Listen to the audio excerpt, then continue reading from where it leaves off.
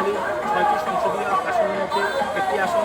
এটি নোয়াখালীর একমাত্র বিচ্ছিন্ন দিক হওয়ায় নোয়াখালীর যে সংস্কৃতি রয়েছে তার থেকে পুরোপুরি আলাদা। আমরা সকাল থেকে এই আসনে ঘুরে দেখেছি যে এখানে যে নির্বাচনের যে ঢামাডোল সেটা উত্তাপ অনেকটাই বেশি চলছে। এর কারণটা হচ্ছে নোয়াখালীর অন্যান্য যে আসনগুলো রয়েছে ও আসনগুলোর সাথে এই আসনের চিত্র একদমই ভিন্ন। তার মূলতম কারণ হচ্ছে এই আসনে রয়েছে বিএনপি প্রার্থী মাহবুবুর রহমান শামীম, পাশাপাশি রয়েছে এনসিপির একজন প্রার্থী আব্দুল হান্নান নাসির, তার সাথে রয়েছেন আরও দুজন স্বতন্ত্র প্রার্থী, একজন সাবেক সাংসদ ফজলুল আজিম এবং আমার সাথে যিনি দাঁড়িয়ে আছেন তানভীর রাজীব, তিনি উত্তর প্রতীকে প্রতিযোগিতা করছেন। তো আমি দেখতে পাচ্ছি যে সকাল থেকে উনি বিভিন্ন বাড়ি বাড়ি গিয়ে এবং ডোর টু ডোর গিয়ে বিভিন্ন ভোটারদের কাছে উনি বিভিন্ন প্রতিশ্রুতি দিচ্ছেন, ভোট চাচ্ছেন এবং ভোটারদেরকে তার পক্ষে আনার আকৃষ্ট করছেন এবং চেষ্টা করছেন। তা আমি ওনার কাছে এই মুহূর্তে সরাসরি কথা বলবো। আপনার কাছে আমার প্রশ্ন যে প্রার্থীদের ভোটারদের কাছে আপনি কী ধরনের প্রতিশ্রুতি দিচ্ছেন এবং তাদের কাছ থেকে কেমন সাড়া পাচ্ছেন? হাতিয়ার মানুষ দীর্ঘকাল ধরে সন্ত্রাসের কাছে জিম্মি ছিল। আমি ভোটারদের কাছে প্রধানত আমি যেটা নিশ্চিত করছি যে আগামী নির্বাচনে আমাকে নির্বাচিত করলে আমি হাতিয়া থেকে সন্ত্রাস নির্মূল করব। দ্বীপাঞ্চলগুলোতে বরাবরই সন্ত্রাস একটি প্রধান সমস্যা। পাশাপাশি হাতিয়ার অন্যতম মৌলিক সমস্যা হলো নদীভাঙ্গন সমস্যা রোধে এখানে স্থায়ী ব্লকবাঁধ নির্মাণ করা দরকার। আমি ইনশাআল্লাহ আমি দীর্ঘদিন বিএনপি রাজনীতির সাথে জড়িত, মনোনয়ন বঞ্চিত হয়ে আমি জনগণের মনোনীত প্রার্থী হিসেবে স্বতন্ত্র ইলেকশন করছি। তো আমার নেতা দেশনায়ক তারেক রহমান ইনশাআল্লাহ জনগণের বিপুল ম্যান্ডেট নিয়ে এই দেশের প্রধানমন্ত্রী হবেন।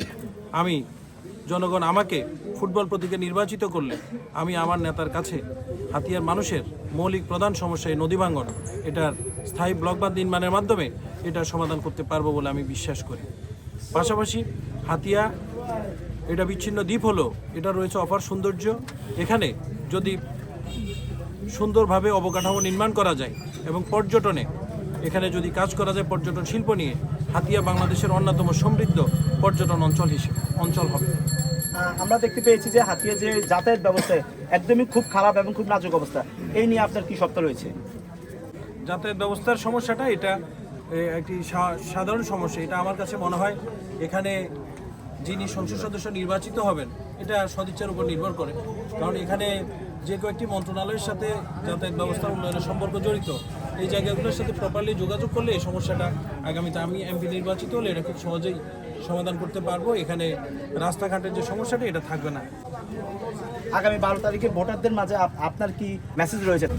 ভোটারদের কাছে আমার বার্তা হলো, হাতিয়াতে দীর্ঘদিন ধরে আমি রাজনীতি করি। আমি হাতিয়ার মাটি ও মানুষের সাথে আমার দীর্ঘদিনের সম্পর্ক। আমার জন্ম এই দ্বীপে। আমার বিশ্বাস এ দ্বীপে যাদের জন্ম তারা এই দ্বীপের মানুষের সুখ দুঃখ খুব ভালো বুঝবেন।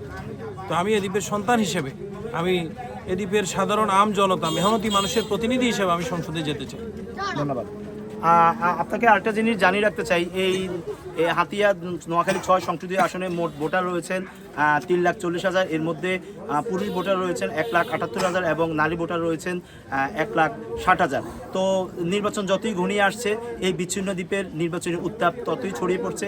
ইতিমধ্যে নোয়াখালী যে অন্যান্য সংসদীয় আসনগুলো রয়েছে সেগুলোতে কোনো অপ্রীতিকর কোনো ঘটনা না ঘটলেও এই আসনে কয়েকটি সংঘর্ষ হয়েছে, কয়েকটি হানাহানি হয়েছে। তো আমরা ভোটারদের সাথে কথা বলেছি, ভোটাররা আমাদেরকে জানিয়েছে যদি নির্বাচনী পরিবেশ যদি ভালো থাকে, নির্বাচনী পরিবেশ যদি আইনশৃঙ্খলা বাহিনী যদি দিন আরও ভালো করে তাহলে তাদের যেই পছন্দের প্রার্থী তাকে গিয়ে তারা ভোট দিয়ে জয়যুক্ত করবে। তো সবাই তাকিয়ে আছে যে আগামী 12 তারিখে এই হাতিয়ার অভিভাবককে, হাতিয়ার ম্যান্ডেট নিয়ে কে সংসদে যায় এই অপেক্ষায় এই এলাকার সকল ভোটাররা রয়েছেন।